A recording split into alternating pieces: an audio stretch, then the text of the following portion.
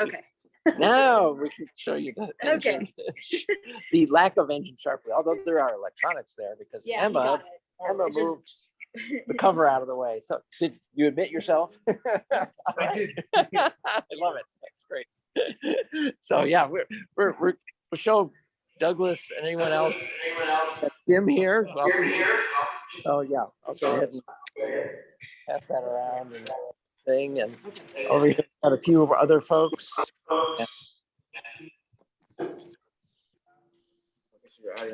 Hello. Yeah, say hi to Douglas and anybody else we have online here. Yeah, absolutely. This is great. All right, Emma, you succeeded in going to Atlanta and driving your car back with just 4 charging stops. I thought that was fantastic. Yeah. And I prepared some slides that we can talk about later, but if you just want to take a tour of the car, okay, you can kind of get a sense of the size. Yeah, I hadn't seen that before. Yeah, that's pretty nifty to have. Rear windows have this privacy screen and sunshade, I guess. Very good. You can see the driver's chair is in a relaxation mode. And with that glass roof, I think it's got a lot of headroom, which of course for Douglas is important. And also it's got an automatic screen that will allow you to open and close it. Actually, if you want to get in the passenger side. Okay, first thing I wanted to see or show that when your head is at normal position. The seat's kind of in a weird position. So it's not really can't measure it. Okay, never mind then. All right. Okay, if you guys want to come around back behind, you can hear Emma. They some of this, but it's got automatic opening and closing feature. And what I was saying about the driver's seat is this has the leg rest so that when you do want to take a nap, you are all set. Charging or you're on a trip. Very good. It's got both front seats are heated and ventilated. That's right. You have the ventilated seats. Yeah, that's super. This is really cool too. This center console slides back and forth, so you can have as much or storage here, and you can also slide it forward if you want to give the third person sitting in the middle. Oh, that's true. Yeah, when you have 3 in the back. Yeah, I hadn't thought about that. And then there's the super screen up here. Yeah. And this one has heads-up display as well. That's right. Yep. Got to point that out. And it has home link. Okay. Let's see. Oh, it's got this ambient for garage door opening, Bill. Yeah, auto. Home link is for garage door opening. Oh, okay. Yeah. Did she mention there's a 1900 watt AC? It's down here. Oh no, I hadn't. And then later on, they're going to make the vehicle to load adapter available where you plug it in. To the back or to the charging port. So you can draw from the high voltage. Yeah. Oh, that's fantastic. They built that in, and so once they come out with that adapter, then they have the adapter in Europe, but they don't have it available yet here in the U.S. Okay. So eventually it will be, and as well as eventually the towing receiver will be available eventually in the U.S., but it's not available right now. Yeah, well, the car just came out and hasn't even come out in Texas. So. Yeah. Is this one of these deals where, like Tesla, where they can't sell them? They can just have showrooms? No, it's just availability. So they have it's just their availability. They don't have that many cars. Their availability, and Hyundai was targeting mostly the Z states, the states that have zero emissions policies, which there are 10 Z states, and Texas is not one of them. So they're not. Thank our politicians. Thank our politicians in Austin for that. Yeah. Oh, you got a visitor. Okay. You bet you didn't know your car came with a dog. Four-footed friend. Yeah. So I was ready to go for a ride. Yep. So you're going to talk about things on the screen. Well, yeah, there's a lot. This is just showing you kind of the vehicle, the EV aspect. So it shows you what the current range is, and it also shows you if you have the AC or heater on, how much range you would have versus not having it on. Okay. And then and what kind of delta have you seen on that when you've switched? I haven't really noticed. I'm sorry. Yeah. Okay. That's fine. I think there was an interesting view here. Oh no, that's not one. Sorry. What were we looking at, Bill?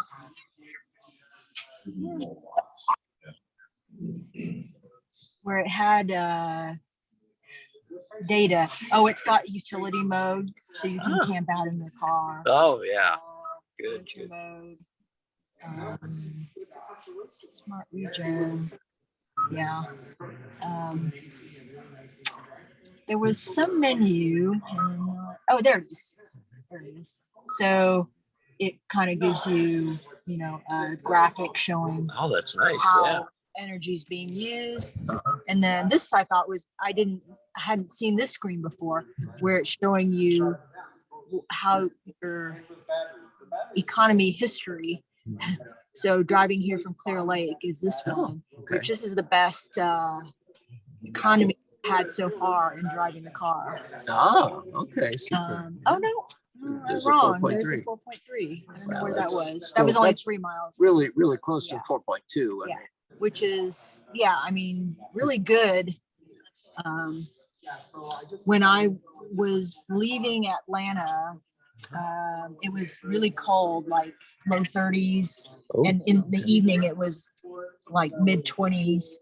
And when I was driving like 80 miles per hour on the highway, I think my economy is like 2.6 or 2.7. Had dropped with that higher speed, higher speed and the cold. So so this is really great. So it's miles per kilowatt. Miles per kilowatt. Okay.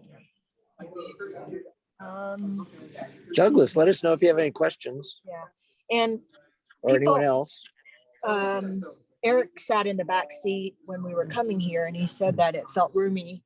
Oh, good. In the back seat, and the back seat, actually, you can slide them back and forth quite a bit. Oh. And that allows you, like that back seat there is reclined, so it allows the back passengers to recline a little bit more than usual. Well, that's smart, as opposed to having it just fixed in position to have extra space. Yeah. So they call this one a SUV, a sports utility vehicle, or something else? It's, I guess, classified as a crossover. Yeah. Because it's not quite as high as I guess what typically is an SUV. Yeah, sure. So, there's Andy and Randy. Yeah, well, hi there. Yeah. Yep. This is great. I'll let one of you get in here, and Emma can show you some things there. Yeah, you might want to buy one of these, Randy. I mean, this is tempting. This with the heads-up display and everything. I mean, it's really very capable. Yeah. Oh my goodness! Look at this. Yeah. Wow. Yeah. It's drove here out of the future. Instead of going back to the future, the car came from the future here. Look at that. Yep. Oh, that is so nice. And Emma was just saying the back seats have a certain amount of recline and move back and forth. Yeah. So. Yep. Oh, you're loving it. Oh, that is so. Yeah. They really engineered it quite well. She said it was just 4 supercharger stops at the Electrify America stations to drive from Atlanta here. 4? Just 4. You do it, man. But the others, the stations weren't working 100% correctly, so they charged a bit slower. So they weren't 250 Yeah. Less. Really high Oh, this outside. is, oh, look at that from the front and the back. Yep, yep. Oh.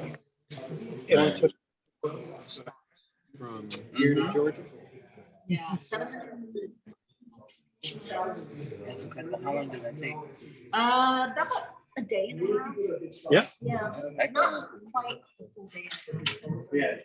I ended up The way getting there on Ford Saturday morning. and Hyundai and Kia are doing it is, so battery pack is DC and your wall power is AC. So they've got an inverter that converts the wall power to turn. But on the Hyundais and the Kias, now they're building their inverter to go both ways.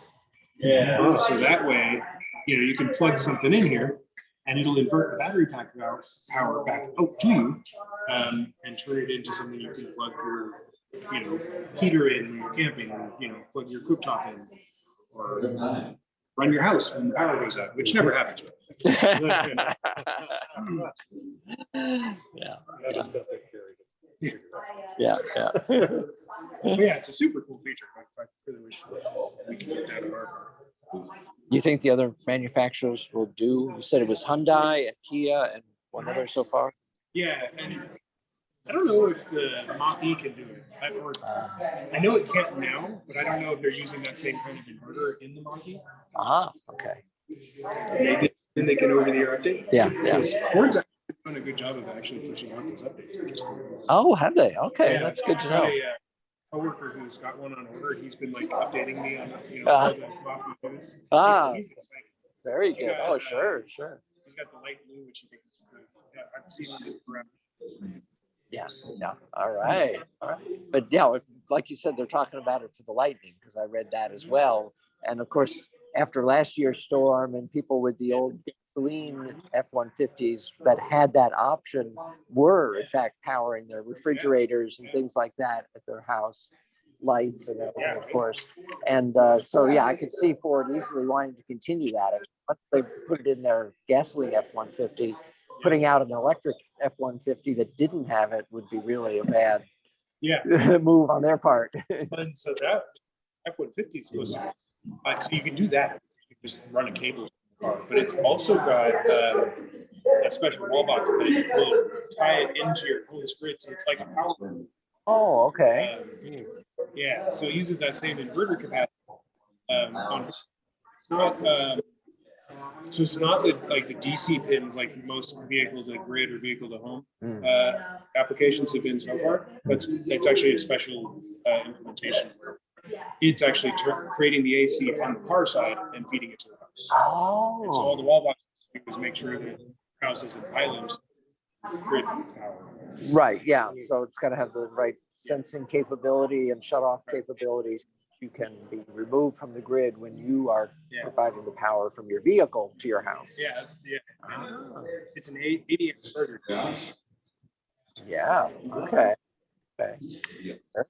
Every time I look up the F-150 Lightning, I keep having to go.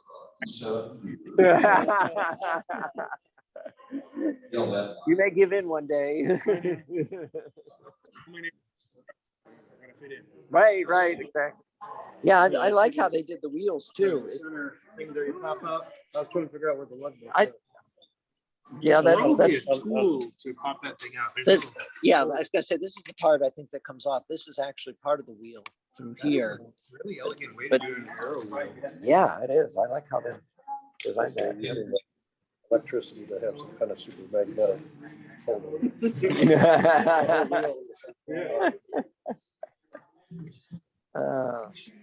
So how many are you going to take, Randy? 2 or 3? Good.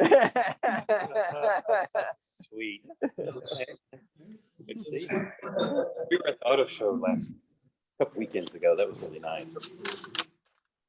Yeah. So what all did you tell them about inside there? Oh, pretty much the same thing I think I told you. Okay. So I'm asking your dad 2 or 3 of these. Exactly. Yeah. So back here, we've got the, There's is a that little an bit of inflator kit? storage, yeah. Okay. It actually goes way down into here. Oh, good. Okay. It goes all the way to the back. So Oh, that's good. Okay. This is my tire inflator, which you don't go anywhere without. these So does it days. actually have a spare tire? No. It comes thing that you up your Higher mobility. Yeah. Yeah. stuff. Only problem I don't like about that is if you have a sidewall blow it, it's useless. Oh, yeah, of course. Yeah. Wet. Of course. Yeah. You're stuck then. You need a new tire when you But have. these days I always carry around the Inflated, yeah. inflator because That's right. it really helped when we went to Oh, that's right. When you had the Electrify America, trailer and and I everything. had Yeah. a nail in my tire. I was able to just keep it inflated until I could get home and then get it figured out. So, Yep. Yep. Very good. So that's good. That's yeah. and it comes with a portable charger, of course, Oh. that you could plug into regular 120 outlet. Okay. Oh, there it is. So what's the range on this? So this one, it's an all-wheel drive. Okay. So the That's good. range is a little less That's than right. the rear wheel. It's supposed to be 256 miles. And the rear wheel gets That's a is what big they difference. rated. Oh, huh. Yeah. To go. We're between all and two. Yeah. It makes a big difference. Yeah. I think the rear wheel is 220 horsepower, and then, or maybe it's two something, or maybe it's higher than that. You can, kind of fit. Dual mode, the big all-wheel is 320. How long have you had? Saturday will be 2 weeks. Oh. Yeah. It still smells fresh. Yeah. So this is what comes with it for charging then? It's Yeah. just the 120 Yep. unit? Okay, very good, very good. Yep. Branded with their company name on there. Okay. Good, good. Hyundai, is that what it says? Yeah. Mhm. Yeah. So Jim, are you driving electric or? No, I'm not. Okay, not yet. Well, yeah, the market in the US is expanding rapidly. And of course, if you look at Europe and China, they're already at a higher percentage new vehicles sold than the US. So Douglas, any other questions? Well, how fast does it go from 0 to 60? Ah. You'll have to look that up. I can't remember. Sure, it's fast. Yeah. You ever load up your track app? Fast. Google must have that answer, yeah.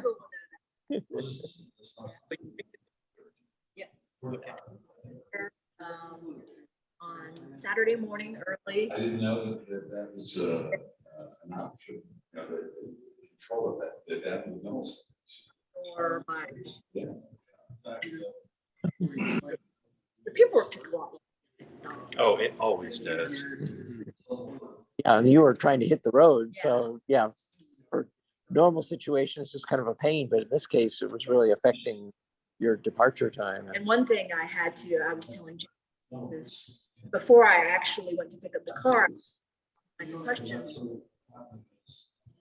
because this car is advertised as having 2 years of free supercharging at Electrify, 30-minute session. And so as I was, once I found out this one was available, it was in the color I wanted, and I was putting down a deposit, I said, well, so I want to be sure that you're going to be able to get me connected for free supercharging. And at first they were like, oh, we're not really sure how that works because it's all new to them, of course. And so, but fortunately I pointed them in the right direction and they confirmed that they had the code for me when I was going to get there because it was obviously important that I be able to have That's that 2 years. charge going home. Well, yeah, this So I didn't have to initially pay. was this first big trip. Yeah. Which you can really use. Yeah. So You put your mile 700.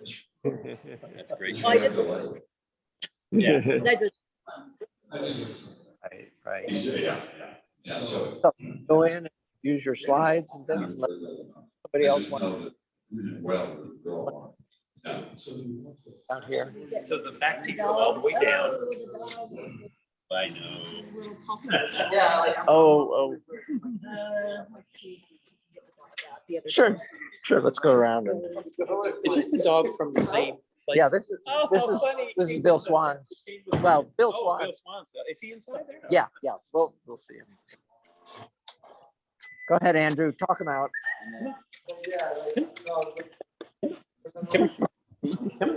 I brought my cleaning supplies. Open that. Go out the other Open way. that door. Yeah, that's the way he came in. The way you go out. Go, That go. way. Come on. Come on. Let's go see Bill. There you Okay, go. thank All right. Yeah, you might have a few paw prints. All right. Let's go.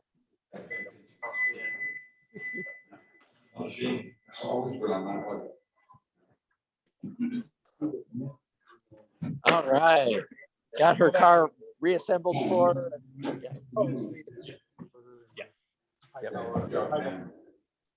Yep. Okay, guys, we're going to go in and Emma's got some slides for us. And after that, Bill, thank you. We've got Bill to talk about batteries. And so let's go with which. Yes, that's what Bill was saying, is that you had some of those. And I asked him if we wanted to talk that tonight after the batteries, and he said it's up to you. Yeah. So Yeah. This is some. yeah, Eduardo? yeah, very good. Oh, perfect. Then yeah, because then I can just call him up right here. Yep. Center screen. That's sweet.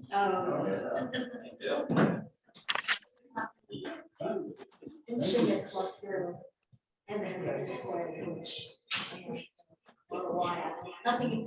Right.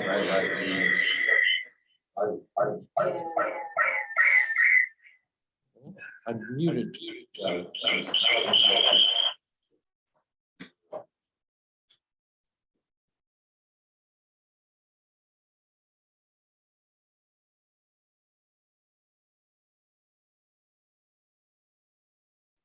Okay, sorry about that feedback there, but I cut off the other. So Bill and John, I see that you're here as well. Very good.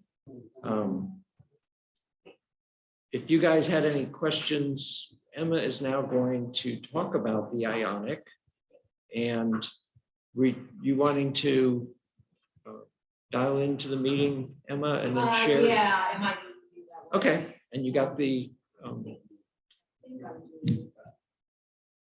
and Colin, you had it on a piece of paper, right? If Emma needs the meeting ID.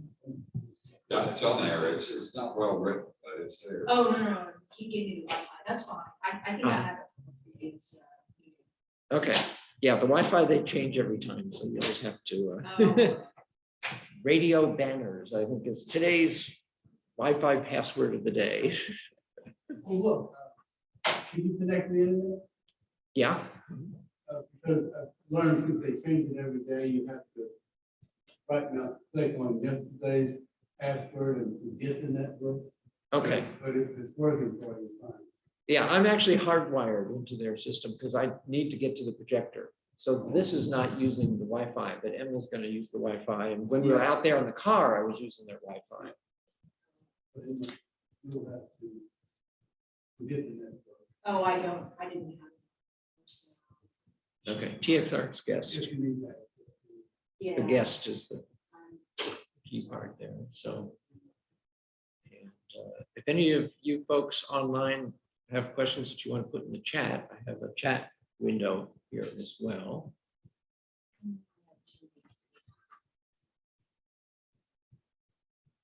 And so once we go through Emma's slides and everyone has the opportunity to ask questions, then we'll have Bill talking about his battery work. Okay, so yeah, I've got your slides that I can call up for that.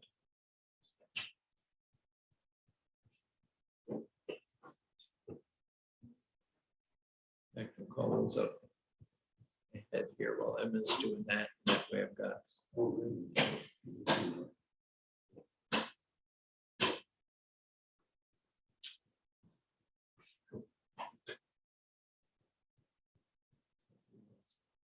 Save Bill's. It's here to desktop.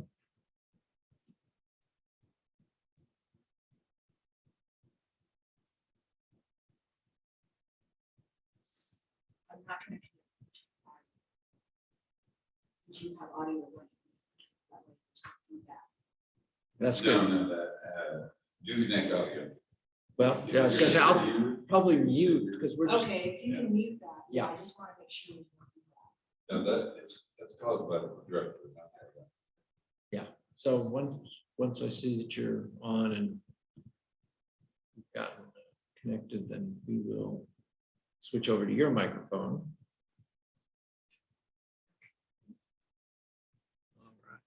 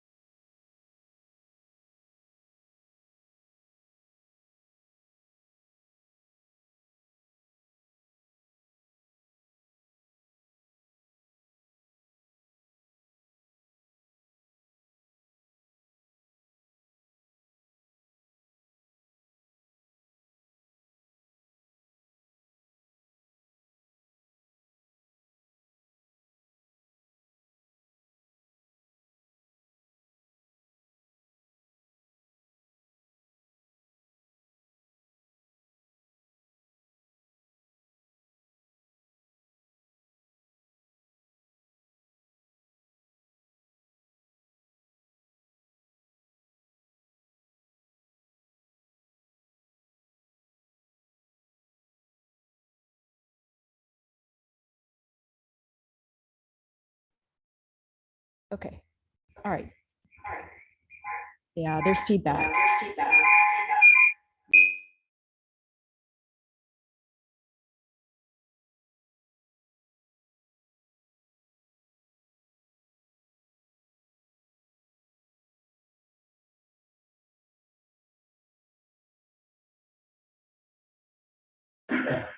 Okay. There's a little bit, but it's not bad. I can turn it off. Okay. The problem is we're not gonna hear the other end. Which- Remote, and we're not. Okay. Oh, So folks, if you have questions, put them in the chat, please, because right now we've got the room speaker turned off to prevent feedback. okay. All right. So, yeah, my journey so far. So, why is it not advancing now? Oh, okay. So as many of you know, I started out my EV journey with a Nissan Leaf in 2011. And actually it's basically the same model I think that Bill has, and he still has.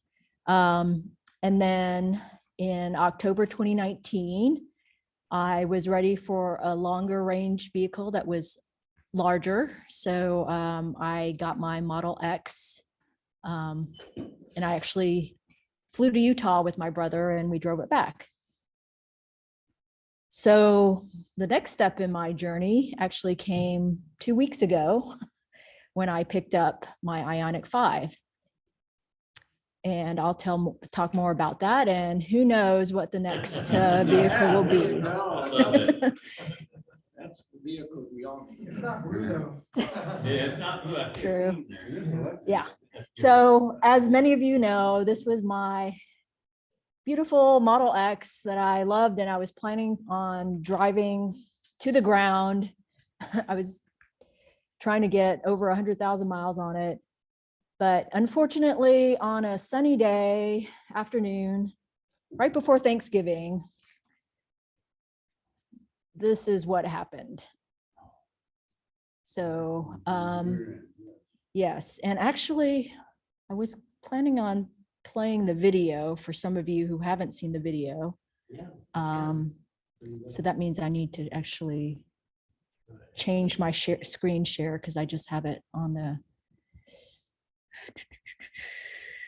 new share. Let's see. Sorry, I have to get to the right place. Folks online can hear okay, because they could before. So Yeah, I need to open up the video. That's got nothing to do with it. Sorry. Let's see.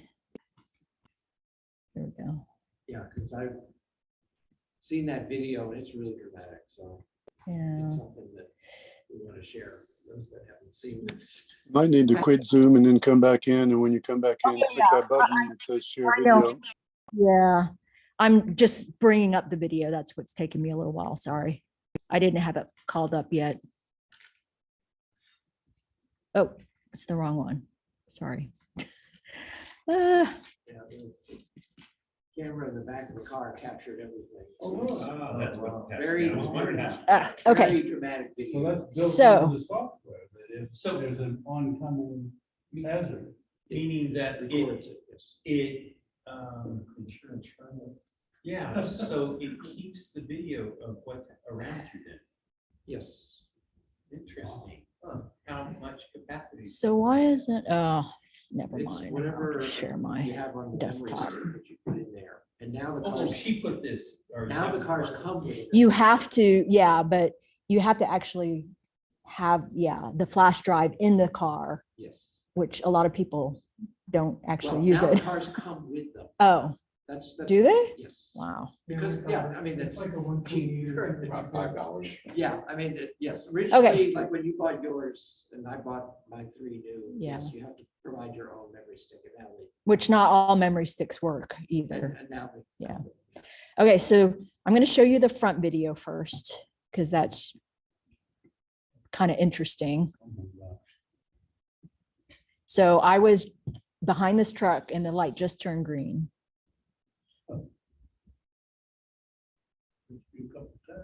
Yep, exactly. So now, and fortunately there were drivers on the side that actually pulled over and helped us out and stayed to talk to the police. Yeah, that was really nice. I hear the rear one. Yes, this is the rear one. So let me get it. Oh,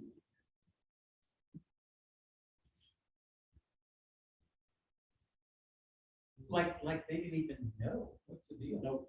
There's no breaking at all. She was What was their excuse? looking at the phone. distracted. Yeah. Her story was a little kind of weird. I won't go into the details, but she was distracted by either her phone or the cat that she had in her car. Yeah, she had no braking because she hit it twice. Yeah. like that. Yep. Yes. it is. Look at that. I mean, it was cool. Yeah. It's just incredible. Now, in terms of getting a settlement, did you use these videos at all?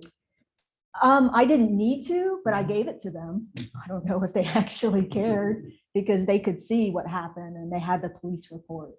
So, yeah. And the issue with the insurance didn't have anything to do with, it actually had more to do with the fact that the drivers, their car was covered under a policy that was limited. So it was a big hassle. It's still going on, actually. It's not done. Okay, so Thanks for showing. that was that. Yeah.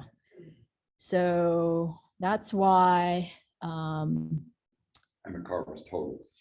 yes, but so this happened, like I said, on November 21st. They didn't officially total it until Christmas Eve. Oh, goodness. And I was even lucky that they made the decision before Christmas. Otherwise, I had to wait till everybody got back Yeah. after Christmas to So make the did they give decision. you a loaner car or anything? Well, that was also a big hassle because Yes and no. I first claimed it under their insurance because they were at fault. Well, this was right before Thanksgiving, so it took them over a week and a half for Geico, their insurance, to accept liability because they couldn't get a hold of the policy holder or the driver. And so I had to pay out of pocket for my rental car At first. at first. And they still haven't reimbursed me because it's going through the subrogation process now. So, yeah. So anyway, that's part of the big, But the impact on Frustration. that was a total, and it was considered a total because of getting batteries, well, they didn't tell me all the details, but the inspector made several visits to the collision shop where I had it towed to. And the inspector looked at it as it came in and then asked the collision shop to do a tear down. Well, they couldn't do a full tear down because they couldn't get the car into their shop. It was in their outside lot. And I think the collision shop guy explained to the inspector the amount of work that it would take to tear down enough to see, you know, the rest of the damage. And also, so the amount of time, and I think probably the amount of time it would take to get whatever parts, if they were going to say, yeah, let's repair it anyway. And I think that factored into their decision to go ahead and total it. But the inspector did say that the decision really had to be made by, I guess, the higher up managers because of the value of the car. So yeah. And how long have you had this car? About 2 years and a month. Yeah. So what happens next to the car? Is it sold as salvage or something like Yeah. that? To a yeah, company? and actually I just called them to ask them, where are you guys at with this thing? Because until Progressive, my insurance, submits a demand to Geico,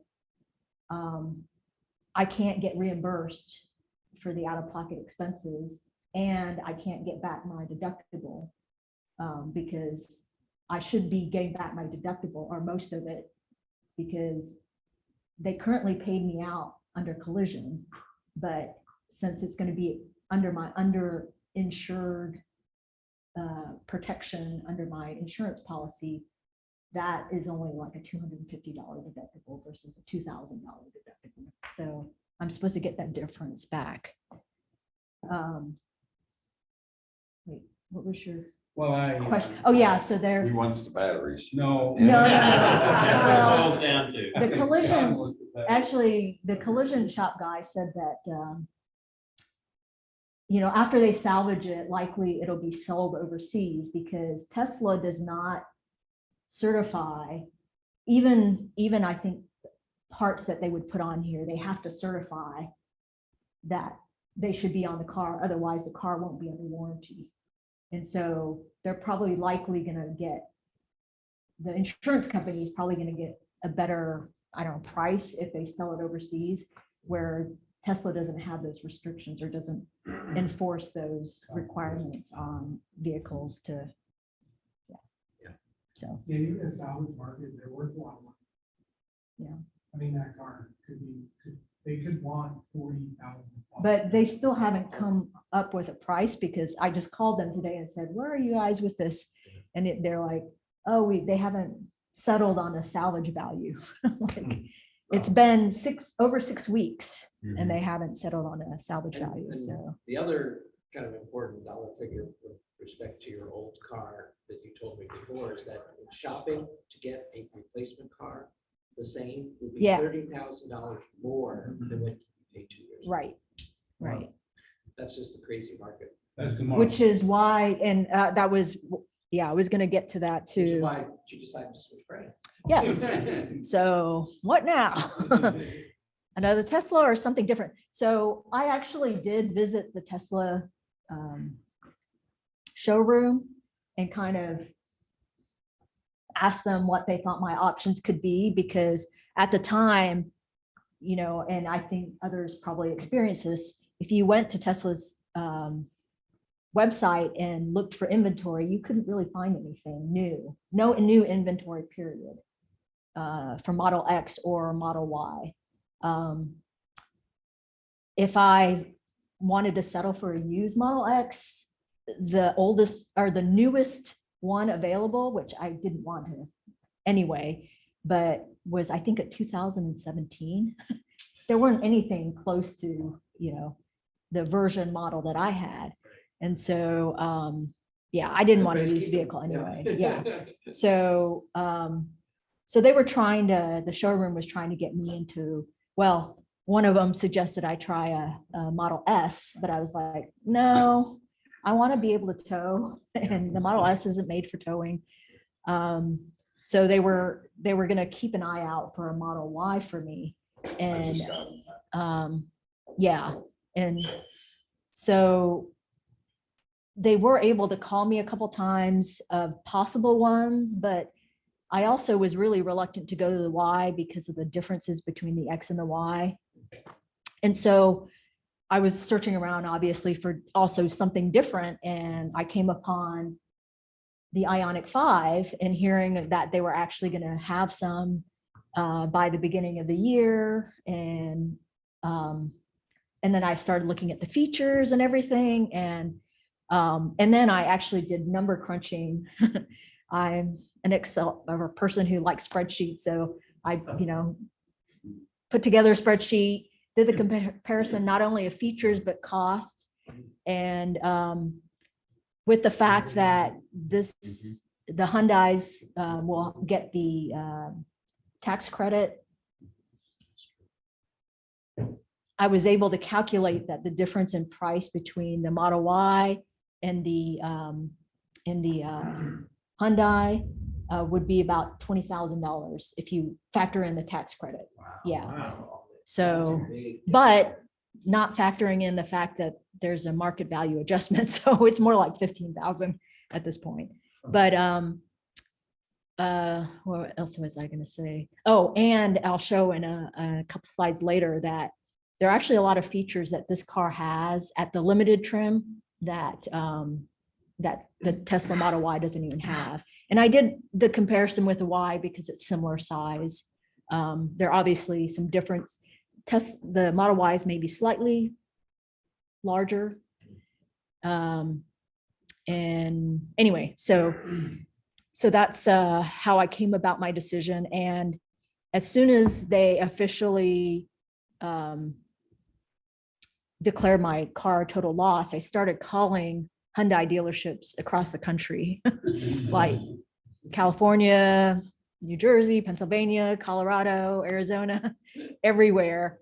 And I was really fortunate that eventually in mid-January, I got a hold of this place where I ended up buying it from. And that was outside of Atlanta, Georgia. And so as I was, preparing, of course, I used a better route planner and to try to figure out, okay, so how am I going to do this? And so I'm sure Jason was right there behind yeah. you. Using a better route planner. So yeah, it showed me I only needed to make these 4 stops, and I got all this stuff ready. And then I also, and I think I mentioned this when we were out there looking at the car, is I made sure that the dealership had the code ready for because the Ioniq 5 comes with 2 years of free supercharging at the Electrify America. I guess you don't call it supercharging, whatever, DC charging or DC whatever, fast charging. fast charging at the Electrify You said up to America. 250 kilowatts. I mean, that is fast charging. Some people think Yeah. 50. To me, Yeah. 50 is not fast charging, but 250, yes. And supposedly some Electrify America stations can do up to 350 kilowatts, but If a car is able. if a car is able, Okay. and even though my car is able, it wasn't giving me that at certain stations. So And all of these are under 30 minutes, so you had free charge. Yeah. Well, so I had some difficulty at the first 2 stations because their fast charging was not giving me fast charging. Yeah. So I ended up having to do 2 30-minute sessions, but fortunately that was still free because they're individual 30-minute sessions. So What was the temperature during your drive? so in this area between Atlanta and Mobile, it was mostly in the 30s. Okay. Overnight, it was in the 20s. Okay. So it was kind of cold. Yeah. Mhm. Yeah. And I was mentioning to Eric and Jason that when I was at night at one of the supercharging stations, the cable was like really stiff. It was like really hard to plug into the car because it was so cold. Yeah. And the cable was so thick. Thick cable, Yeah. low temperatures, yeah. So, but as I was driving, the southern leg, it was getting warmer. And once I got to Houston, it was so warm. And that also affected my efficiency because I think, and I'll have to look back at my videos that I took, the legs between here, Atlanta, and here, I think I was using like between 2.6 to 2.8 miles miles per kilowatt hour. Is that right? Yeah. But then as I did this last leg, I think I was getting more closer to 3. So That did put your makes a yeah. difference. And really, that's. and actually speed too, because I wasn't really paying attention to it early on. And the highway speeds, you could go 80 miles per hour. and And then I was realizing, I'm going to cut it really close. So I had to end up slowing down before I got to that first station because I would have, Cut it really I close. would have petered out. Did you hit turtle mode, or what kind of turtle mode does the Ioniq have? It does. I don't know exactly, but it did warn me and it said it was going to start powering things down. But I got down to what was 6 miles of range, basically, by the time I got there. So Lots of breathing. it was a little hairy, but I learned my lesson. So the rest of the way, I didn't drive quite that fast. Does it have a heat exchanger or It's got a heat pump. a heat pump? Yeah, That's nice. it does. Yeah. It's more efficient. Is that you mean for the cabin warming? Yeah. Or Yeah. So I think instead also of- the battery. Yeah. Okay, so I'm instead used of to it, resistance heat. You know everything got about it. more Well, efficient- I did a lot of research on this thing. So, Yeah, and other car makers have switched from resistance heat to heat pumps to make them more efficient. That leaves more battery for miles. yeah. Way better than resistive. Yeah. Yeah. So that was the route. And this is, they had a bow nice and handy for, and this was their first, Ioniq 5 that left their dealership. So, and mine actually came in a week early so that, let's see. Yeah, I guess it was the week of January 31st. Yeah, it was the Monday, I think. Is that right? I was, still communicating with them, obviously, and they were expecting the car. Oh, I'm sorry. That's wrong. So I was talking to them earlier that week. No, or the week before. Yeah, sorry. And they were expecting the car to come in the next week. But then on the Thursday of that week, they called me up and they said, "Hey, your car's on the truck and it's coming in." And so, yeah, I made last minute plane reservations to get there. Dealership try to charge more than less on a car. They charged a market value adjustment. So That's what they call everybody it. is doing that. That's what they call Yes, it. Oh, I love it. Market value, meaning they're they're charging up. Yes, Exactly. $5,000. 5,000? Yes. Honestly, But that's not that bad. what other dealerships that I had called were charging, except for one in Colorado was charging 10,000. Oh. So I was like, So nope. that's not bad. Yeah. Yeah. So it was acceptable. I was But like, you included that all in your calculations as well. yes. Yeah. So, I've heard 20 on some cars. oh, Yeah. yeah. The So- demand for, Right. I think the total cost that I paid, tax, title, license, everything, including the market value adjustment, this car was still half the cost of what I would have paid if I bought a new Model X. Because of the refresh of the Model X, I think Dave mentioned it, they increased the price. Like if I ordered the same configuration and color and everything, it was going to be 25,000 more than I paid in 2019. And a year away. Yes, and a year or more. Yeah. It could have been more.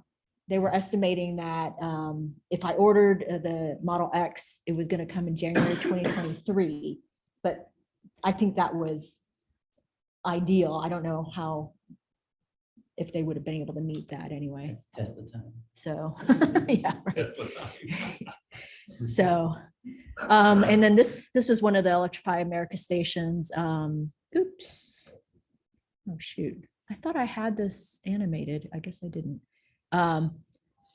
At a Target. So the first Electrify America station was at a Sam's Club.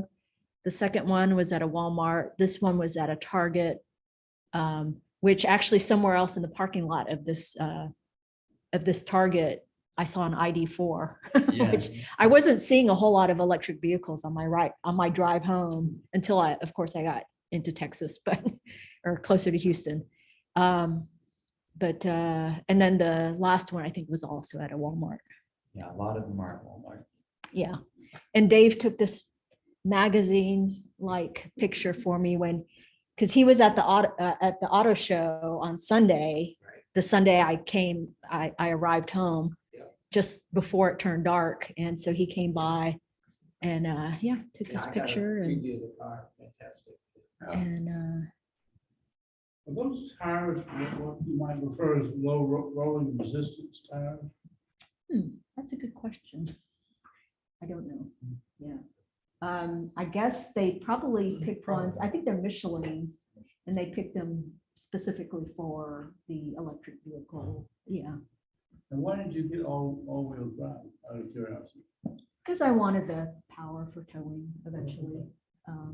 The towing's not available yet it's an option because they have it in Europe. Yeah. And they also have in Europe a feature that I mentioned to Dave out there, is the vehicle will be able to do, they call it V2L, which is vehicle to load. So it'll be able to use the high voltage battery to power 110, 120 devices, things in your house, or if you go camping or tailgate, you can power stuff. Oh, yeah, that tailgating, yeah. So that adapter is already available in other markets, like in Europe. They've had this car in Europe in 2021. I don't know in Canada if it was, I know they have it in Canada. I don't know when they got it in Canada. I don't think it was before Europe, but the car already has an internal plug, which, you know, they'll, Yeah. we're not moving So around. we're not saying it's not, that you wanted to get the toy package, but it didn't come with it in here. Yeah, the dealerships didn't have the hardware So available you're yet. You're gonna take it somewhere when it finally comes in and then they'll put it on. To a Hyundai dealership here, yeah, somewhere here. But you bought that all with the toy package. The wiring is also already standard. It's just the receiver that doesn't come on it yet, but you can add it, yeah. Yeah. And You mentioned that in the cab, you have an AC plug, yeah. which is 1900 watts. Yeah. And that's, Oh, Serious? 1900 Yeah. watts. That's Yeah, 'cause substantial. most are like 200 or something, so you can just plug in Right. 140. a cell phone cube or Right, something, right, you know, right. those little things, but 1900. that Yeah, is because providing it's you- using the high voltage as well, yeah. Yeah. So, I guess this last slide is just kind of listing a bunch of features that the Ioniq 5, the limited trim, which is what I got, are standard features that the Tesla Model Y does not have.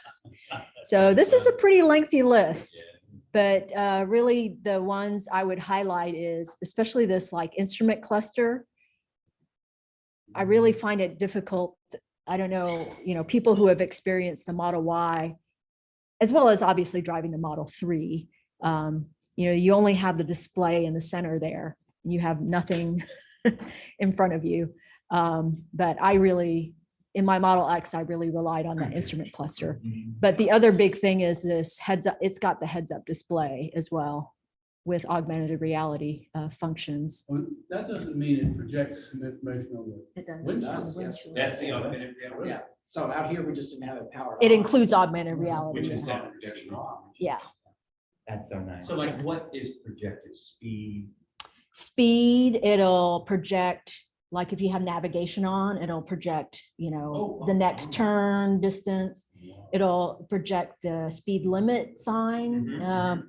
It'll project whether you have the highway assist features on, which, you know, and that's the other thing I didn't list on here is the highway assist features are very similar to what you get with autopilot, Tesla autopilot. But It comes standard.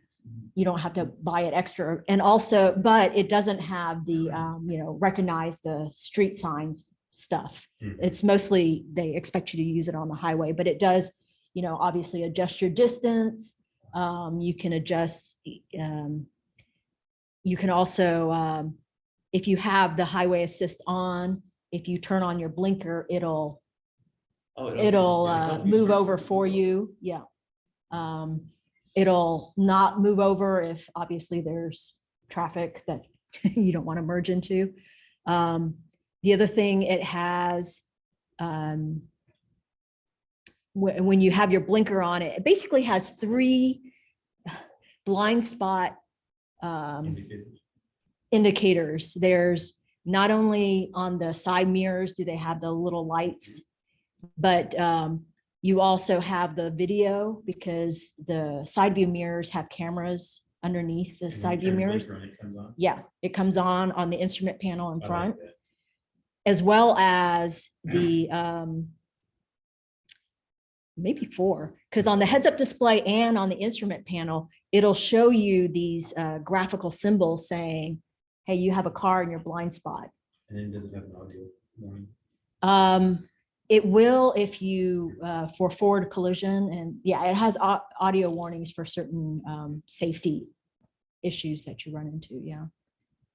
Hopefully not run into. Yeah, or hopefully not run into. It also has Android Auto and Apple CarPlay, which is very handy. It's got parking assist with the rotating mirrors, smart park. Okay, so you can use your remote similar to what the Model X would do. I don't know if the Model Y or 3, where you can basically get out of the car. Like if you're going to park in a parking spot that's really narrow that you wouldn't be able to get out, you get out of the car and you can remote start the car and then you can move it back or forward. A summon, yeah. Yeah, summon, Yeah, yeah. My Model X had it, but I don't know if the Model Y has it. I don't think so. I don't have the I doubt it. full So, FSD, so yeah. I don't know. Yeah. It might depend on which I think one. it Oh, okay. hasn't yet before something. Oh, okay. Yeah, I think if- Which is Full extra. $12,000. 12,000 now, They- yeah. yeah. Which is crazy. My car came autopilot standard, Oh, but okay. full self-driving has those extras. Oh, okay, I okay. think that's So that's how right. they're making it. So the only problem with having summon and you're that close, those people that open your doors to your car, you don't want to be that close Right. to those No. guys. But maybe like if you're parking in your garage Yeah, and yeah, you yeah, have too exactly. much stuff. Yeah, that's great. Or Something small like that. Yeah. Or one side might be a wall or something. Yeah. Yeah. Let's see. Oh, all kinds of things. Oh, hands-free smart lift gate, which is great because if you have your hands full, if you have your key in your pocket, you don't even need to swipe your foot. It just senses that you're Oh, standing back there and it'll open up. I assume you're going to let that. Yeah. And in fact, I've walked by, you know, like with my garage, I park backing in. And so when I go out to my car, I'll walk behind it and it starts beeping, indicating it's going to open. But if I moved over to the side, it just doesn't open. Yeah. So yeah. These are features that a traditional automaker would think of, that Tesla would not. Yeah. But Yeah. does it have over-the-air updates? Not yet, but it's Okay. supposed to. Yeah. Yeah. Right now, like I did an update the other day and I just used a flash drive. One thing I like about the Y is that I could use my phone as a key, Mm, but also you can buy their credit card Yeah. thing for, I don't know, $25. And you can add it to the car. You can have 10 of them on there. oh, yeah, yeah. But Yeah. ordinarily, you got to buy you know, $200 Right. and then go to the dealer and pay them $200. This year, the total charge of what keys you use. Yeah, that's one feature I really like. That is nice. Yeah. What do you Anybody think? online have any questions? You can either ask them in the chat or speak them out. They exited this. Yeah, so this will alert if you're like parked along a road and someone is gonna open the door and there's traffic coming, Oh, yes. it'll alert you. Oh, the other thing too, for people with young kids, it has this rear occupant alert that you can turn on so that it reminds people. You still have. So when you turn off the car, there's an alert that says, hey, check the back seat. How does it know? Oh. If the seatbelt's attached? Oh, it doesn't, no, it just does it, whether or just a not you have reminder, it. Yeah, just a it's just a reminder. reminder. Yeah. Let's see. Might do it on. Oh, the surround view monitor. Some of the guys saw it, but when you're parking, whether parking forward or, yeah, it's a bird's eye view. And it's really cool because you can rotate the vehicle view on the Just screen. top-down view? Yeah. Yeah, that's so cool. You can rotate it. All this stuff is not common to an ICE car, is that correct? A lot of it Some is. ICE cars do have it now, Some cars. some of it, Yeah. but Yeah, the tailgate and stuff. Yeah, that's all. Yeah, the top-down surround view, some cars have that too. Was playing with the surround view when Emma was Yeah. leaving it in the garage here. Oh, It was super cool. It's very fluid. And you like swing it around and you need to see the front left corner and you get a view kind of looking down at that side and you swing around the other side. And the other side's tight. I like it too because, I've always had a hard time being able to see, like if I pulled up far enough Right. at a parking spot. And so having that, you can see, oh, okay, how far can I go? It's got this driver's seat relaxation function that some of you guys might have seen in the video. What is it? Vibrate or what? Oh, no, Just. it leans you back and it's got the calf rest or the leg rest thing. And it has the ventilated seats along with the heated seats in the front. Does that mean there's forced air that's forced through the seat? Yeah, it's really nice. I haven't tried it yet, so. Summer's coming. Yeah. I like consoles. Oh, and the sunroof has a shade that it's auto shade, so you can open and close it with a flick of a button, which is nice when, summer comes, it'll be really nice. So anyway, this helped make the decision back when I was trying to decide what I was going to do. And thank you to Dave for letting me borrow his C-Max in the No interim problem. between that time. No problem. That was- Yeah, we all get to Yeah. learn because you did make this decision to switch from your old car brand to this one. And it really shows with Hyundai and of course the other car makers all need to. Yeah. And this is like one of the first cars that's designed from the ground up to Right. be like EV. Right. Yeah. They call it the electric global mobility platform or something like that. EGMP or something like that is, So it's showing their intention of Right. building more models Yeah. based on this platform. Yeah, That's smart, yeah. I think I think the Ioniq 6 is supposed to be a fairly large sedan. So I guess maybe to compete with the I've heard Model of it. S, I Yeah. think. Yeah. Okay. Yeah. And I think the 7 is going to be a larger SUV. I Oh, think okay. I read that somewhere. Well, US market people like. Yeah. big vehicles, so. We all So- see that. Great, thanks. Yeah, thank you. So Emma, do you know the size of the battery? Yeah, it's 77 point something. Close enough, Yeah. And is it, the cell type, is it, Lithium polymer.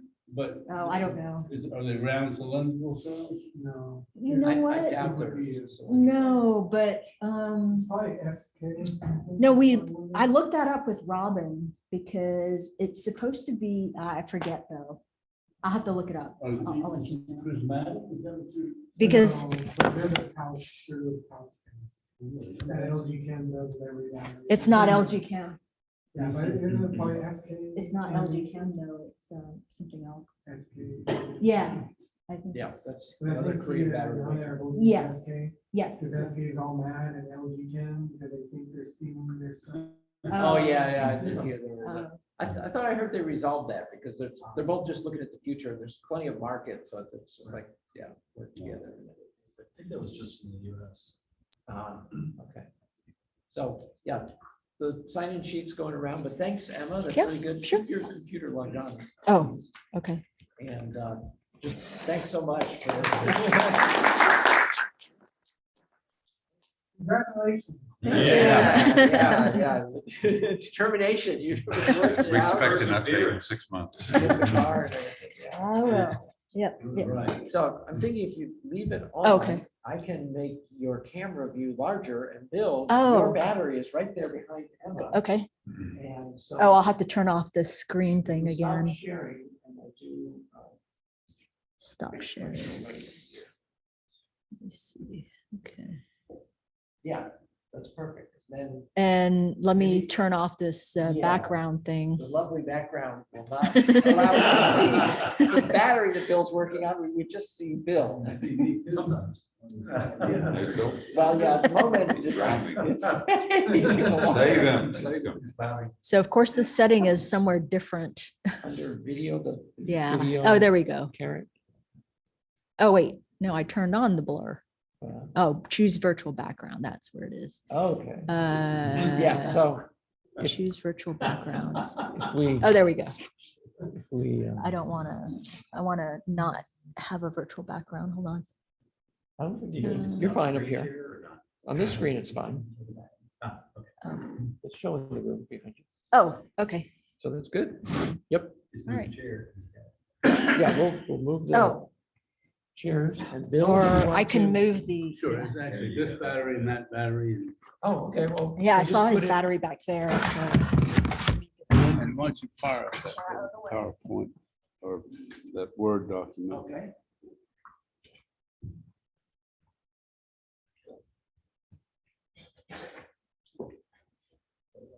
Yeah, and if you need me to No, raise this up, No, yeah. There we go.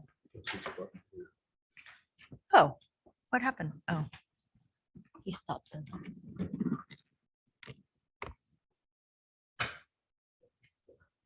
Is that the space station or the, Yeah. the Hubble follow-on? Oh, James Webb, no. So is it this one in your other file? This is it, yes. Okay. So I actually adding solar to a container out back, and maybe in a month we'll. He's not sharing, Microphone is here. but he's not sharing. Just- Oh, yeah, that's right. Yeah.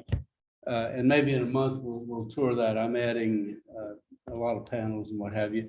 But I wanted to just talk about lithium battery packs. I got lucky and a gentleman gave me this pack right here, and I want to discuss that one.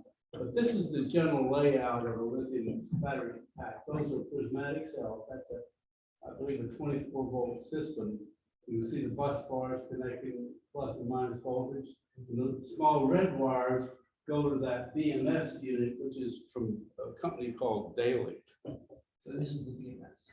Yeah, that is a BMS, and they're reasonably expensive. It's the number, I'm sorry, reasonably inexpensive. Oh, okay. I like that better. And the number of cells plus one to measure the voltage of each cell. And I'll let me see. So why don't you scroll down if you will. So that's the general layout. What you see here, 8 cells in series, jumper bars for high amps, and BMS wires from each cell count plus one. And actually, you can look at the individual cell voltages on my iPhone. And I noticed on both of these batteries and the one there, the BMS interrupts the negative connection, the high amp wire. And I somebody suggested that the reason for that is the BMS needs voltage to operate, and interrupting the plus voltage wire takes away that ability. So this is a close-up picture of that pack over there. And this is 26650 cylindrical cells. I think the quantity is 720 cells in that pack. And I have to say, it's a chore for 4 people to pick up that. It's very heavy. Wow. And I guess I wanted to ask, are there lithium chemistries that are lighter than other lithium chemistries? Well, when they have a lot of nickel in the battery, that's gonna make it heavier than some of the other combinations. Because I don't think, Emma, you're getting power walls installed soon. I don't think that are they 13 kWh? I think so. And I suspect 2 people can lift them. That's my, Yeah. which implies they're. They don't, yeah, they recommend that you For- use a lifting device. Oh, yeah. Okay, Yeah. yeah. They don't really even recommend that 2 people lift it. Yeah. So that's what the cells look like. There's 16 banks of 45 cells in parallel in that pack. The amps stated on the cell capacity is 3.3 amp hours. So that gives 148 amp hours per bank. And then the amps times the pack voltage is the watt hours in the pack. Now this is advertised as a 10 kWh pack, and I don't know why it's, you know, the calculation shows up a number that's less. Incidentally, the man that gave me this had 2 of them, and he wants replacements. And if anybody knows of a good 10 kWh replacement at 48 volts, speak up, because I only just Google stuff on eBay, and usually they're made overseas. And so if anybody has a lead on a good lithium replacement, please let me know. That's A my- battery out of the Model X. They aren't the, They're 24 volts, they are? and you know the Model X, Model S modules are they're like $1,000 to $1,200 a piece. $1,000, $1,500 a piece. So you wire them in series and you get 48 volts. And they're like somewhere in the neighborhood of 5-6 kilowatt hours per So- modules. You buy 2 modules, you get a little over 10 kilowatt hours. And it would cost you somewhere in the neighborhood of $2,000 to $2,500. And does it come with its own BMS, or do you have to add that? You got Sure. Well, that's something that needs, I need to do at some point. So scroll down a little bit more. Let me see what else I've put in this thing here. So this is a picture of my pack. Is there a pointer with a laser by any chance? I have They won't see that. yeah, they won't see it online, but you can. They won't see it Yeah, I was online. gonna say- Yeah, just use the arrow right there. So let me Yeah. do that. Yes, and, So you use this. Yep. So, you can look at it on the actual unit. So there's 16 of this is 4 banks, 45 cells per bank. And you can't see it, but there's a huge bus bar right here that takes the voltage from these 4 banks over to another one that's underneath the BMS, and then a huge bus bar right here to go to the next bank of 4, and ultimately the output. And all the white wires are the bank voltages reported to the BMS. The BMS, I couldn't get any documentation on this battery, unfortunately, but Video follows. it seems to be working. And I'll let me scroll down. Video conferencing. There you go. So all these things together. So that's the summary of what you see. That's why the house light makes sense. You want to go to a live shot of your? Yeah, let's do that. Is that the end of it? So actually, so when I got this, one bank was down to 2 volts. And I don't know if you want to come over here and leave that there. What I can do is share a chat computer. Oh, okay. I thought he was already seeing it. Right, Colin? You're already seeing the, Are you seeing this? yeah.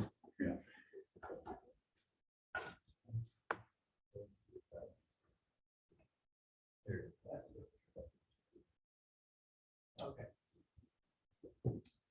So what I was going to say, I forgot what I was going to say. I charged the bank that was down to 2 volts and I'm sorry, charged that up to equal the voltage of the other banks. And people have suggested, no, it's toast. And I did a load test and that picture that you just saw is a 3.6 ohm resistor that I can put across the 48 volts and I have to put a fan on it because it gets hot. But I did a load test on the whole system the other day and got 61%. That is, it was 61% of 10,000 kWh. But then I discovered one of these voltage sense leads on the pack that cut the system off. What happened is I was draining the battery and the BMS cut off the output when one bank got to 2 volts. And it did what it should have done. But then as I mentioned, one of these leads was loose on the bank that went to 2.4 volts and it shut off the output. So I have currently charged the bank that went to the bottom first, and I'm going to do another load test. And maybe I'll get lucky and I'll get more amp hours out of this pack. I'm going to use this on my container. I'm using, so far I've got 6 panels installed. And I'm going to use this battery and I'm using a charger inverter, the brand of which is GrowWatt. GrowWatt it's an off-grid system. GrowWatt accepts solar power, line voltage, 110 volts, as well as power from a generator. So it's very versatile in terms of, if you run out of energy, you can charge it in multiple ways. Anyway, if there's any questions, I'd be glad to answer them.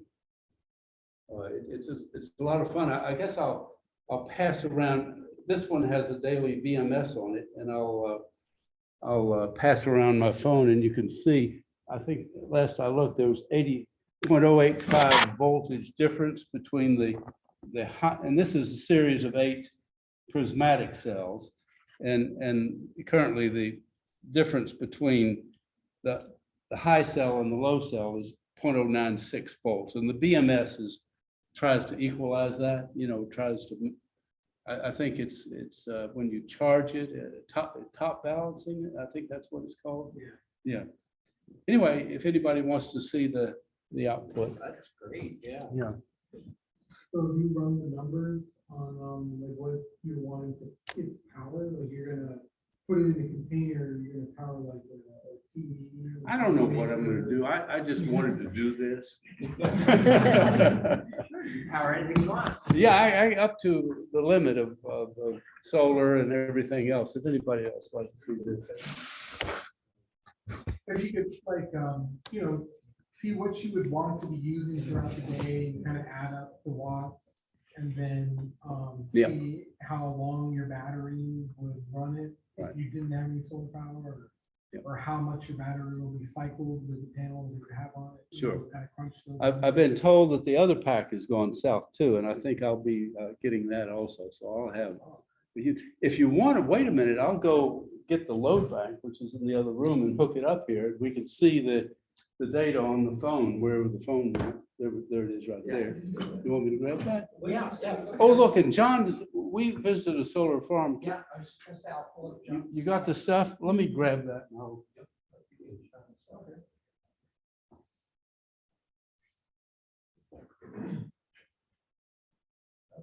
Oh, where was this? All right, this is in El Campo. Ah. So,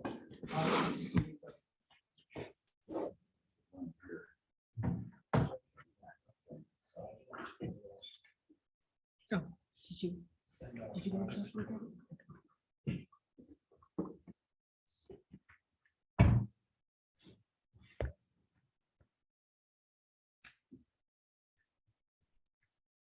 yeah, I can't see what I'm talking about. For sure, that's really.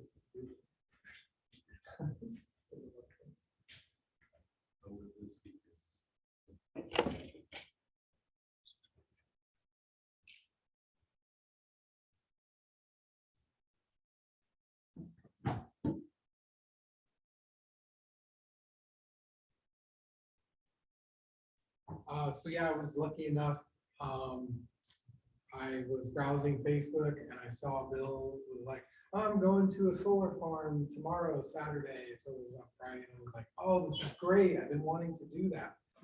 And so it's a really big farm. It's a 500 megawatt farm in El Campo.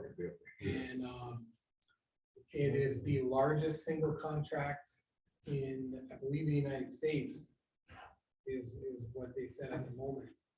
And so they're half completed and they're waiting on panels. But they have, I believe it was 700,000 panels. So the farm is like, is like 1.5, 1.6 million panels. It's completed. So it's just massive.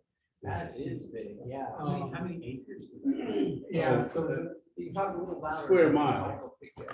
yeah, I don't know, the square miles was, I don't know, it was Four. 4. No, 6 square miles. Oh, my goodness. It's 4,000 acres is the land. And I think they're gonna do the majority of that, like significantly more than 3,000 acres for this farm when it's completed. So this picture is an inverter and a transformer together. So they're getting the DC off the panels, and they're transforming it to AC right here at this location right next to the inverter. And so they have 135 of these. Wow. So, yeah, it was just like, this is huge. It's so much. And this is southwest of Houston. Yeah, El Campo is halfway between here and Victoria. So yeah, just 59. Yeah, there's a Buc-ee's in Wharton. Yeah. Pretty big Buc-ee's. So. It wasn't too far, it was like 60 miles, 60, 70 miles south of Houston or downtown. So I'm just going to point out, these are the wires, bringing the power from strings up to 1,600 volts. Is that what he said, 1,500 volts? Yeah. I have to talk up here. Yeah, I got a better picture of that. You want to scroll down? Oh, great. Yeah, we got more pictures of that. So let's see the next picture. These are the disconnects for just this section. And like I said, there's 135 in this section. So the next picture, you can see how big the lines are. You know, the positives and negatives coming in. You know, they're like over an inch and a lot of copper. Yeah, the next picture has a so here. Oh, great. Wow, look at that. How they have these stacks. Yeah, if you look through here, it's just like no end on panels. And these are single axis trackers. You can't see the actuators. The actuators, I don't know how many panels were on the string, but. Yeah, it was like 27. And the panels were called bifacial half cells. And from Jinko, and for unknown reason, they are not included on the tariff situation. Ah, okay. I don't know why. Yeah, who knows? It's a complicated thing. Yeah. And we hear that sometimes they route things through other countries. Yeah, and the inverters we were told were made in China and India. Ah, yeah. you know, the 132, is that what you said? 135. Yeah. Giant platform. So India got some of that work too. Good. You got one slide? Yeah, there's like a few more pictures. So this is the front, and you can see that little panel in the middle, the two little panels on it. Yeah. That's what's powering the actuator for moving the panels. And how far will they move? You know? Did you take this picture when we arrived? No, when we were on the tour, Because they're not, I guess it was that late in the afternoon, right? So Yeah. we're looking east. It was. So they're, yeah, like. So they're, the panels are looking east. Well, we are looking. You're east, looking panels east and looking that's west, yeah. So the line of panels is actually facing south. So The axis of rotation is south. North-south line. Right. Yeah. So that way they'll point east in the morning and they'll track throughout the day and they'll point west. in the evening. And it was also said, which was interesting to me, normally you think when you have a high weather event, a wind event, that panels go horizontal. But they said in this case that they assume a position where the actuator is fully, you know, short, not extended, but retracted. Okay. And that the actuator was stronger under those conditions So it could be either, because they resist the wind force. yeah, so it could be either east or west, depending on how they install the actuators. So that when it's short, it's one Right. direction, it's fully extended, it's the other And, direction. you know, You can install it either way. yeah, they actually, to that point, they have wind meters on the panels. And if the wind gust is so big, the panels actually go and rotate to the position where they're strongest. That's why they feel like it's like a hurricane situation. Sure. Yeah, well, that makes sense, yeah. Retracted actuators got less, Yeah, so there's I think at least two more pictures.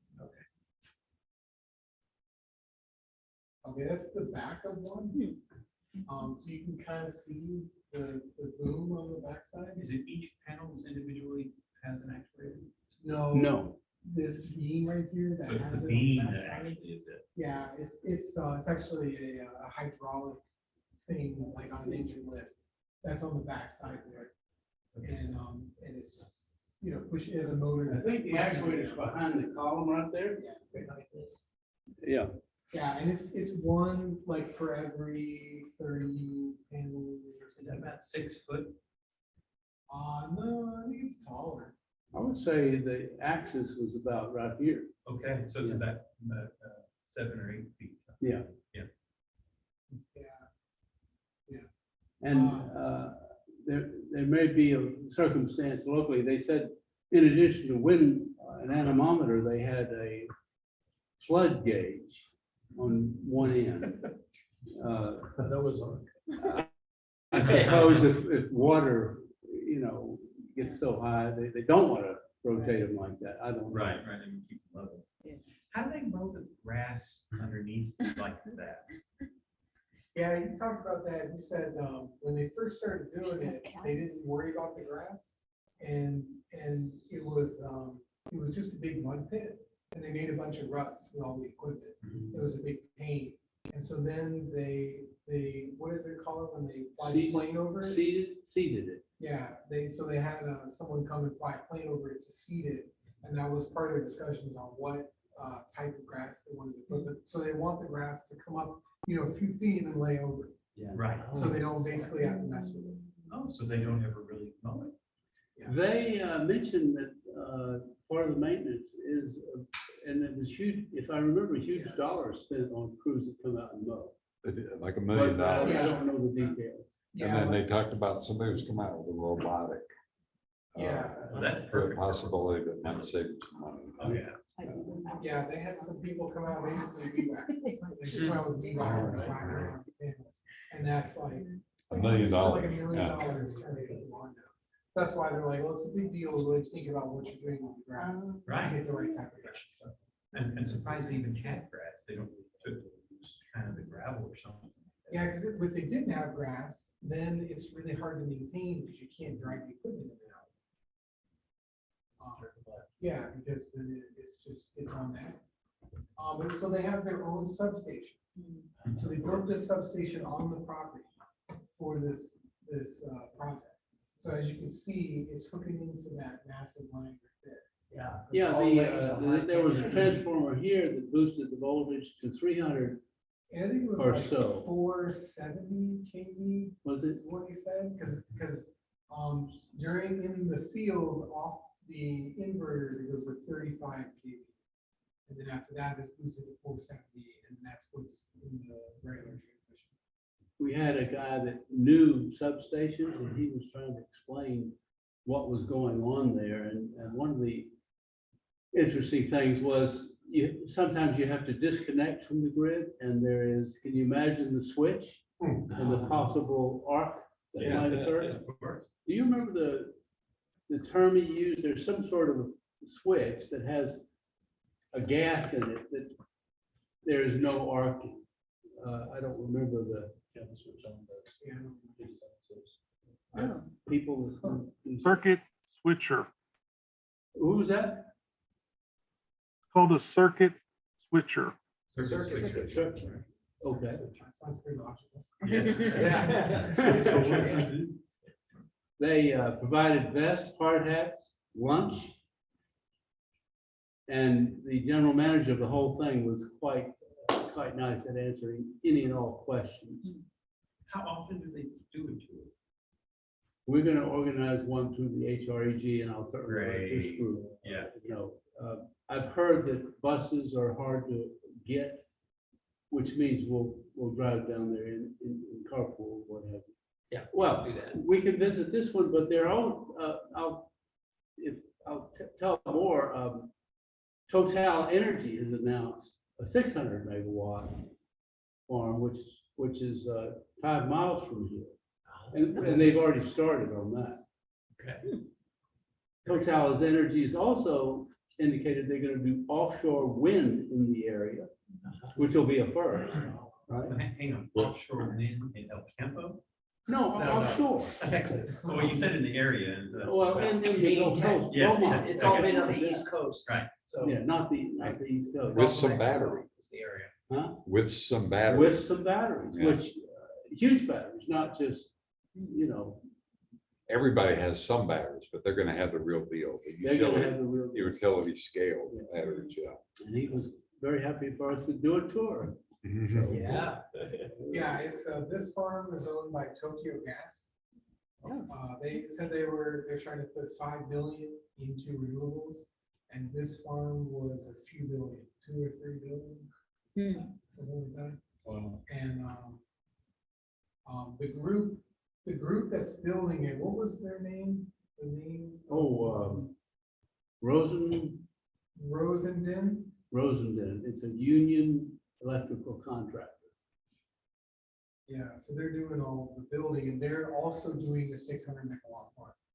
Same people, that's why they're really open about doing. Wow. They're What touring a it big there. project for them. Yeah. And while we were there, there was a, what do they call it? I want to say censure, a closure. They were going to show us the amperage. Oh, they curtailed it. Curtailment, okay. Yeah, so when we got, right when we started walking out to the field to show us the first picture of the inverter transformer, they were like, is the farm off? Because they said that the hum would be very loud. 60 cycle home. Yeah, when we got out there, it wasn't loud. And so they were like, we don't think it's running. And then they said that they were actually curtailed because they already made enough energy for the day. Oh my gosh, that's so horrible. And what was It is. interesting, That's so sad. what was interesting was that ERCOT controls it up in Austin. Right. But the switch or, Sounds like they need to get their priorities straight. Yeah, they do. yeah. Just think how much that would save us, lowering costs. It depends on how much capacity those transmission lines have. Right. So a lot of times you have the curtailment because you also have the wind. And so, yeah, but you're saying it was late in the day, so maybe if the wind was picking up and they knew this was gonna be fading down, they'd It was already like switched 3 over. o'clock. So it was after the peak, for Okay. sure. So it But was- they said that they only happen 3 times in 7 months or Yeah, something. and I think it's probably because they had extra capacity. Because wasn't that when it was cold? At one time in That was the February, day it was supposed to be, or it was cold on Friday. Friday was the big day that we had like 27 degrees in the morning. And then the Saturday, it was like early 30s on the degrees. So they had a bunch of extra capacity on the grid, I guess, and that's probably why they curtailed it. Because it really found it not to be that big. When are they gonna be finished? Well, they're just waiting on panels Panels, so yeah. to finish the project, so. And it'll be mid next year or something. But it's actually in production now. Yeah. Yeah, 700,000 panels. Hopefully that'll help us over the next February. Then. Right. Yeah, all down in that area, 59 South, Meadville, there's a lot of stuff going up. There's a lot of solar farms. That area is really hot for it. What makes that so Primarily well? because land, the farmers are willing presumably to sell the land, also proximity to a high voltage power line from the parish power plant. I assume this is, Because it's, yeah, that's true. That big power plant's got a lot of lines going. yeah, on. that's 3.6 gigawatts. And Yeah.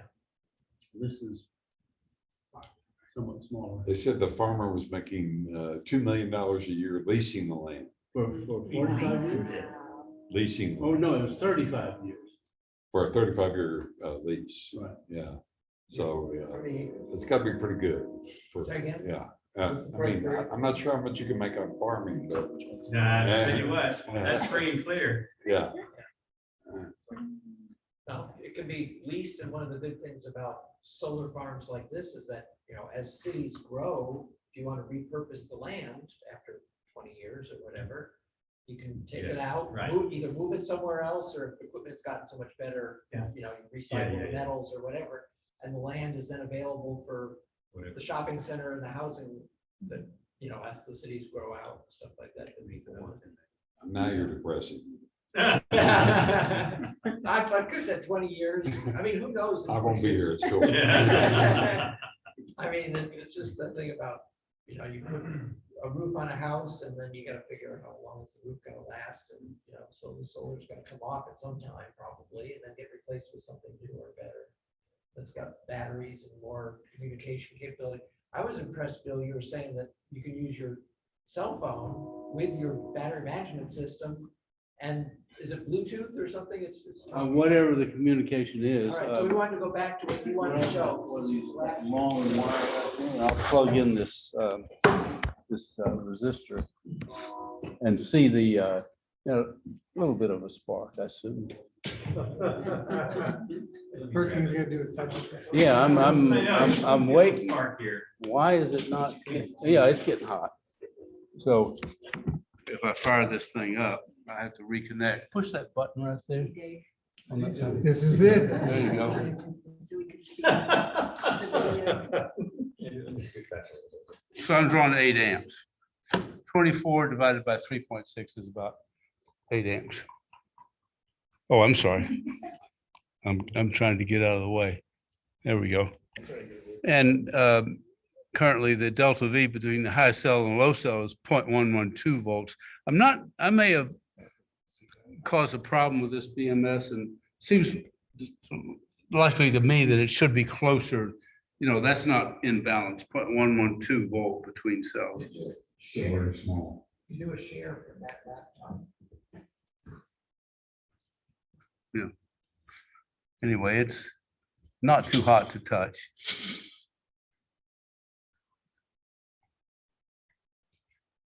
And this one draws 16 amps because it's double the voltage. There you have it.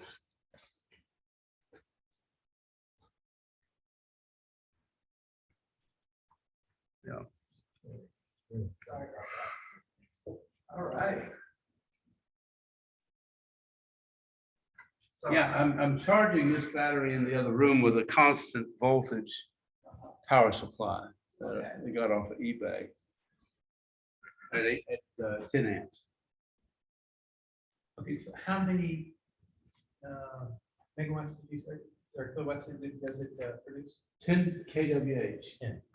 if everything works right. And a Tesla Powerwall, did you say was 13 kWh? Yeah. It's got a big fuse right here, which is important, obviously. Yeah. What is that fuse? You know, it's upside down, so it can't read the amp rating.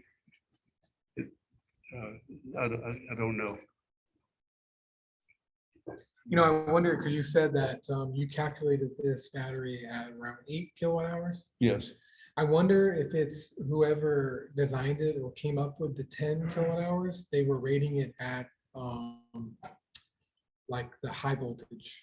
Well, like 4.2 instead of the nominal. Oh, 4.2. They're using max voltage instead of nominal.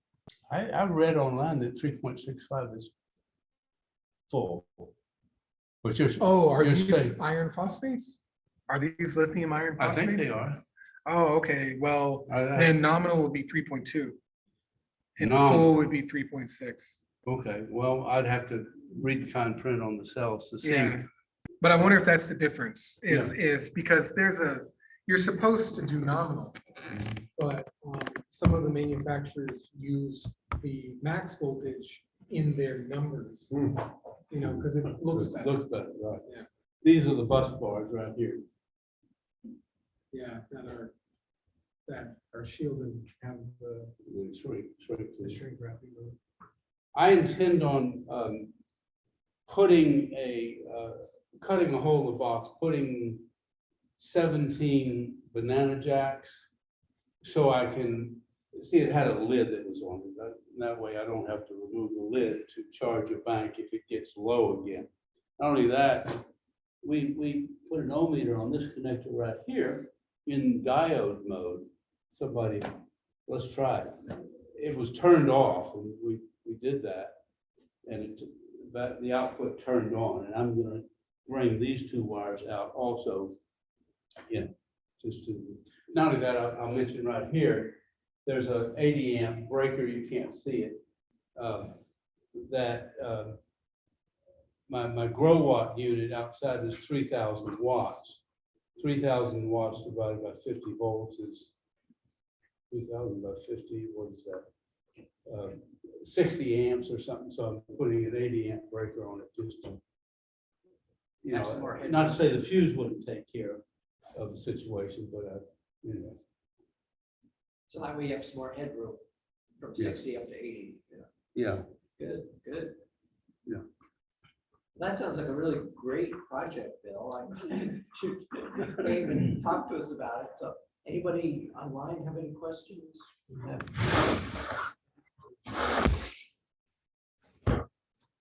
What all do we have here? There's a comment about, this is Jim Tucker. Okay. I've been wanting to get something other than advertising from the Hyundai EVs. They have great reviews, but the local dealers do not stock them. We have two Hyundai Ices and figured to buy an EV next time, like our current Hyundais, but sound like you have had the same availability issues since you had to go to Atlanta to buy one. Curious for car dealers. So you mentioned something about Baytown after you'd already. Yeah, if you look on cars.com, you can specify what vehicle you're looking for and they will show you what's available. Oh, okay. And you saw back, something yeah, amazing? back in December when I started looking, very few places showed up. And then as soon as they started coming in January, more places popped up. And as I got closer to the time that I took delivery on mine, Baytown showed up like a day or two before I went to go get mine. Okay. But that doesn't necessarily mean it's available. And It's with the just that trim they you were want, showing yeah.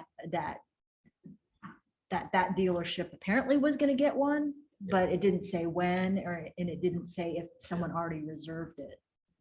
Right. But at least getting that information, you can then call that dealership, which is Right. what I ended up doing was, Oh, okay. finding all the different locations, and then I called up as many as I could. Right. No, that's Yeah. the way to start. So kind of in answer to his question, cars.com is one place to start. Yeah. Or just calling up the Hyundai dealers that are near to you. Yeah, very few of them though in Texas are gonna get them. And I was told by one of the dealerships I called in another state, and they said that, you know, the dealership has to invest a lot of money in setting up the infrastructure. So that's why there are only particular ones that end So up. not every Yeah. dealership of a given Right. car brand will carry the electrics because, Right. yeah, probably training of personnel and then installing chargers and other and- test equipment. Right, Yeah, yeah. right. Well, I think I read something, I don't know, 6 months or whatever ago, that a certain number of Chevy or Cadillac dealers or something in Texas decided to be bought out by GM rather than spend the money to train their Oh. people and put in the equipment. So, Yeah, yeah, they had to put up a lot of money or get Mhm. out. or get out, right? Yeah, so that's gonna happen, I guess, with some dealerships. And Yeah. I imagine if somebody's had, you know, in their family a long time a dealership and they just don't want to move on to the new stuff. Yeah. They've paid their money, they'll just close. Yeah, so, yeah, check cars.com because I did see at one point Baytown, but then Oklahoma was like the next closest. Ah, okay. Did the dealer at least pick you up at the airport? Yes, the salesperson I worked with was very nice because I asked her early on, so would you recommend that I do an Uber or what? And I asked her, or can someone pick me up? And it wasn't, I think their dealership was a good 30 miles or so from the airport, but she said she lived kind of near the airport. So Good. Well, that's she at least good agreed and offered service. to pick me up. Yeah, and Yeah, I from your was really salesperson. happy. Yeah, the salesperson I worked with was good. Yeah, she was really nice. She wasn't as pushy as typical car salespeople. Yeah, she was really nice. And yeah, because when I went to get my Tesla in Utah, I had to Uber it. And that was the first time I used Uber, and I made the rookie mistake of scheduling it before I got my luggage.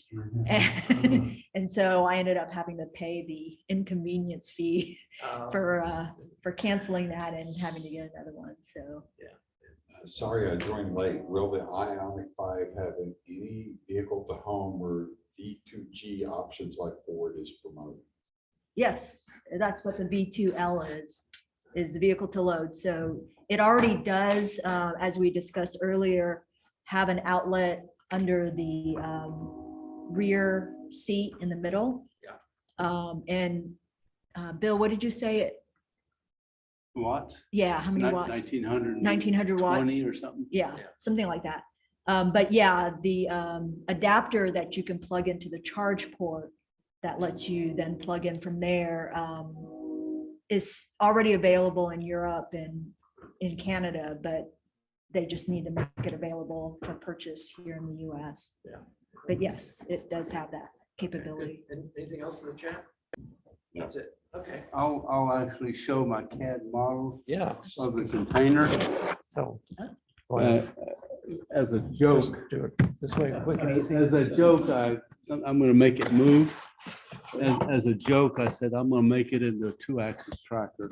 And I actually have a bearing that would support the weight of everything.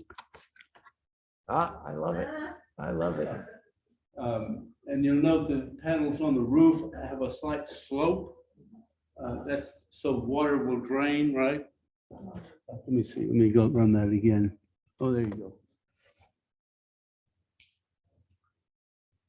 And so this is 2-axis. The panels, the ones that are moving, are facing the sun as the sun goes across the. Bill, where do you have this?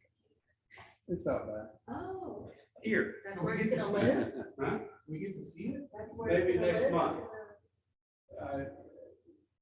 We'll see. I mean, for the time being. Cool. And the Put some purpose wheels on. of it is, Well, I teach a solar class here, and I'm hopeful that they'll let me teach it here.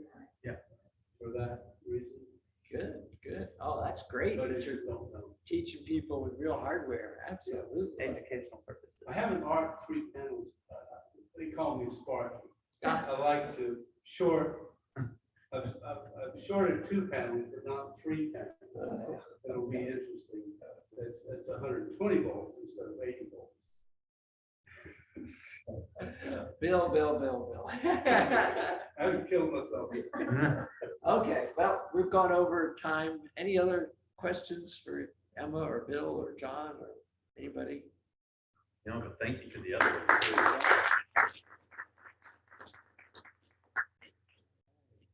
Yeah, because that's great seeing what you're doing with the batteries and with panels. And so those who are already lucky enough to see the solar farm, thanks for showing us and telling us what you saw. And as you said, Bill, there'll be an opportunity probably through HREG, the Houston Renewable Energy Group, which of course they've got a relationship with HEAA. I'm on the board of HREG. So, yeah, this is great.